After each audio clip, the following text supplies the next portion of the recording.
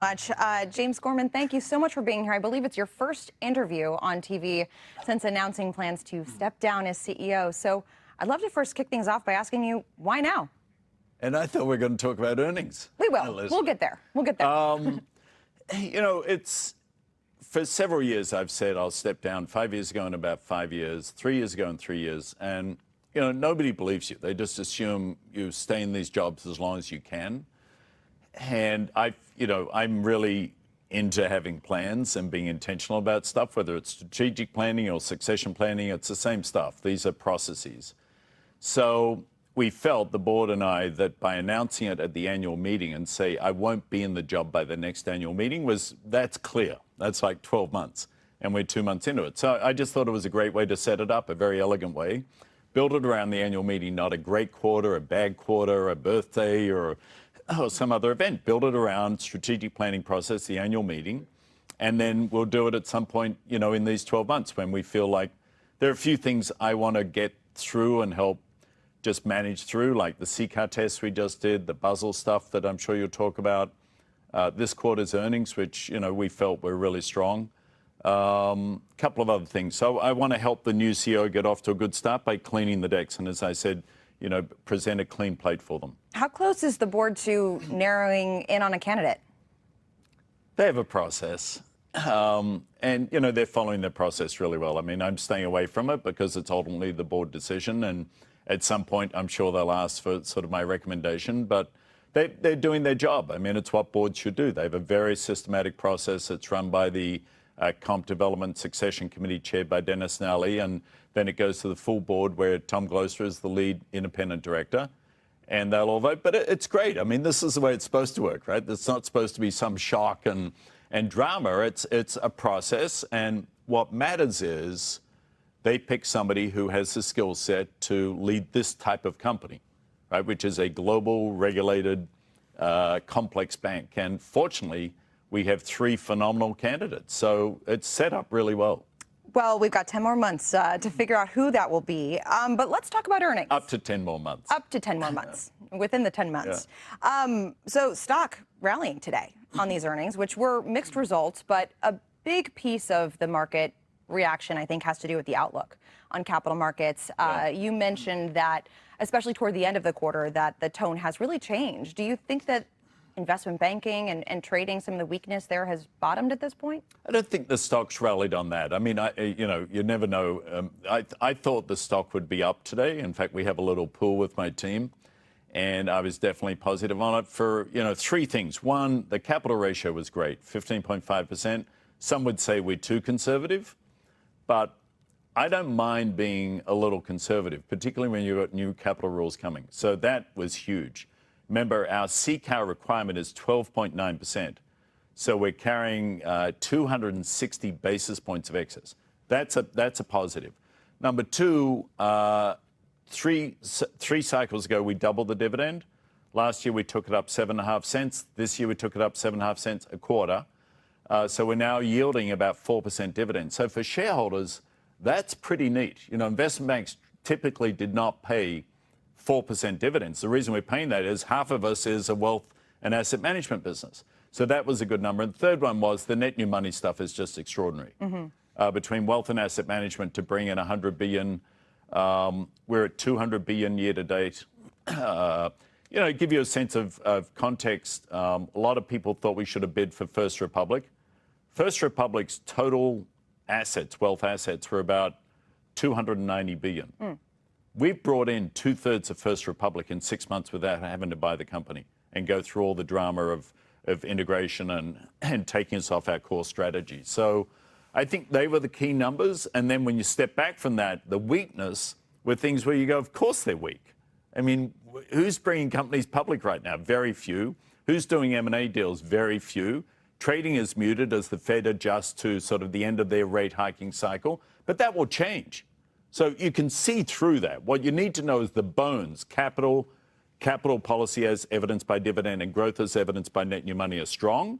The rest is just, it's stuff. I mean, this is what we do for a business, and that will improve. And that was the tone we expressed. So I want to talk about capital in a second. But in terms of just your outlook on activity improving from here, you said that things did get more constructive toward the end of the quarter. Is that the beginning of an upward trend in trading and banking? What are clients telling you? Yeah, I mean, my gut, it's funny. I've been everywhere in the last few weeks. I've been in Amsterdam, London, Paris, Saudi, Kuwait. I mean, everywhere around the world and all over the US. And it's the same story.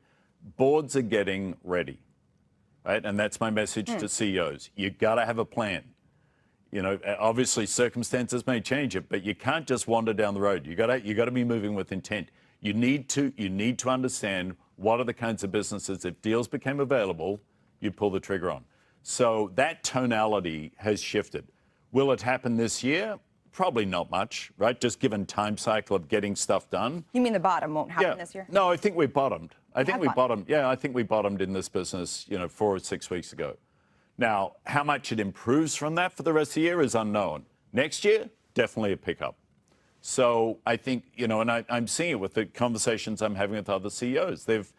We just felt like, April was weak and first half of May also weak. And then it started picking up second half in June where it's not gangbusters. But we're off the bottom. Now, how long does it take to kick into high gear? On the wealth side, it's already done it. On the trading side and banking side, still to come. So part of that has to do with, where you see the economy headed. We saw a pretty soft CPI print last week. Yep. Several reports out there basically saying, mission accomplished. There will be no hard landing. Are you still in that camp? Is that what you're discussing? Well, I've said, I think I'm on the record for probably on with you maybe, certainly with CNBC for over a year, that I think the odds of a recession were low. And if it happened, I felt likely to be relatively shallow and short.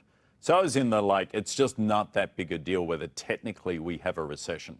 What matters is if you have a deep recession that changes the unemployment outlook. And that's not happening. So, no, I think the Fed, I'm sure they're going to raise this week. Will they do another one based on the recent numbers? It's hard to argue for more rate increases. But a counter number could push that. You could get one more after this. I think the odds are definitely against that. Those who are calling for a rate cut this year, that won't happen. Next year? Next year will happen, not this year.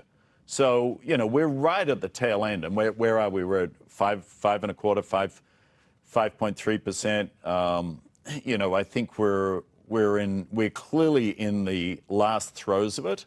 And if the last throes, our interest rates have peaked at this level, that's not so bad.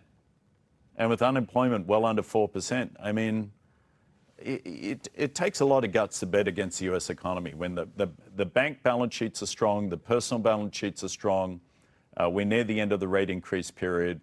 Earnings have generally been a little more positive than people thought. So, yeah, I'm not, super positive, but I'm definitely a recession is less likely than the other side. Let's talk about those bank balance sheets because there's a bunch of regulatory actions out there. There are the Vice Chair Barr comments talking about an additional 2 percentage points of capital. Obviously, we're waiting for the Basel III endgame, maybe in the next few weeks or so.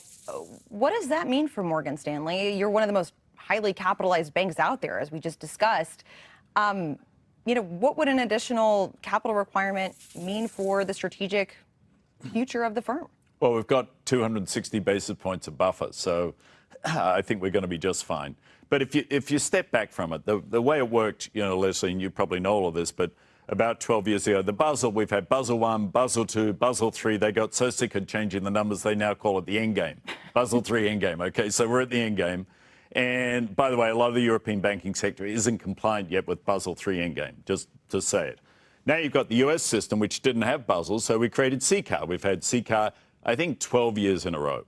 Morgan Stanley's performance under these stress tests, which have covered every gamut of economic scenario, have increasingly got better as we've got stronger. So you've got these two competing systems. They want to harmonize them. Vice Chair Barr's speech, I think, was titled a holistic capital review. So they're going to look at the total things and put them together. The actual proposal, my guess, comes out. I think it's going to come out in a couple of weeks. It will be tough. There is no doubt about that. Where that ends up, they've called for, and he's called for, specifically extensive comment period, followed by extensive transition. He said we won't get there for, in his language, in the speech, some years. So we're talking about something that's going to be real, I think, probably the start of 2027. So this is moving slowly. The comment period will be appropriately forceful because there are things that certainly I find in the what is suggested will be the proposal that just I don't think makes sense. Like what? Like the way that they're treating operating risk RWAs, not to get too weedy in it, but one of the Standardized approach. Yeah, and they're now adopting, no, we won't look at idiosyncratic, like what your legal expenses have been over time. We'll just take a standardized approach. Question is, how do you calculate that? And the current proposal under Basel is to base it upon the fees that you have in your business. You're a big fee-based business. And that gives us stability. That shouldn't be something that draws more capital. It should draw less capital. So I'm sure during the comment period, as we point out these, what I call sort of intellectual inconsistencies with what the whole philosophy around capital stability is, I think there'll be adjustments. So listen, we're a big company. We have massive buffer now. It'll be at least 3 years, I think, before this is done. I'm not concerned about it, but we're going to be forceful advocates for what we think. This is about making the US economy strong and the US banking system to support it. This is not about what some other country is telling us what to do. By the way, when some of them aren't even complying with their own rules, right? Let's focus on what's right for the US economy. I want to know what the James Gorman endgame is. We talked about Basel III endgame. What's your endgame? What do you see for the next 13 years of this firm? Well, I thought you were talking about me personally, and I was going to say it's not going to be like Logan Roy. So I hope not. we'd be pretty confident about this firm is in this firm's in unbelievable shape. It starts with culture and shared values, which, you know, we care deeply about our values. Now, we've got 80,000 people. We have people who do stupid things time to time, people who break the law from time to time. If you put, you know, I've often joked, if you put 80,000 people together in a town, you'd have a jail and a police force, right? You're dealing with human nature. But the overriding values of the firm are great. I think we've got the firm back to where it was, frankly, revered for so much of its history. The leadership team is really stable and strong. The board is terrific, works very well, but very independently with management. So all of those kind of pieces are there. The strategy has served us incredibly well. How that evolves over the next decade, I suspect we become, if we do more, we will do more deals. They're more likely to be non-US than US.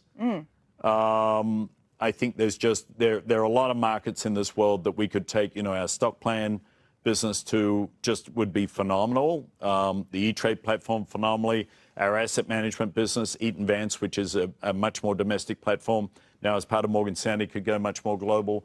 So I see probably, we'll certainly keep growing. I think we've created a category of one in wealth management around the world, and I think we'll be bigger internationally. What about artificial intelligence? I know you've got some chatbots that you're working on here. How do you see kind of technology working its way into the firm? Yeah, give the wealth management team, Andy and his team, great credit. They saw this early, and they actually had Sam Altman come and talk to our board over a year ago. They're working with, you know, how to employ all of the AI technology. And the interesting question is, will it lead to simply more efficiency, which means you need fewer people because work is being done by AI, or more effectiveness, which means you have the same people, but they're able to do much more because part of the basics of their job are now done for them. And I think it'll lead to the latter. So I don't think it's going to involve a great change in our structure, but I think it will involve a great change in our productivity. Let's talk about client behavior in wealth management, because for the first time in a long time, you can earn money sitting in cash. Treasury's, what, 5.5% at this point in time. You know, you saw those $100 billion in net new capital during the quarter, those inflows there, in wealth and investment management. Do you think we've reached the peak yet of people moving into higher yielding alternatives like money market funds? Well, we've got about 23% of our clients' money is cash or cash equivalents now. That, I don't know if it's a historic high, but I'd be surprised if it's not. Pretty extraordinary. Now, part of it is driven by, obviously, rates, but part of it's driven by general uncertainty given the change in inflation, economic growth, geopolitical tensions coming out of COVID. People were quite happy having their money in cash. By the way, they had it in cash at much lower rates too.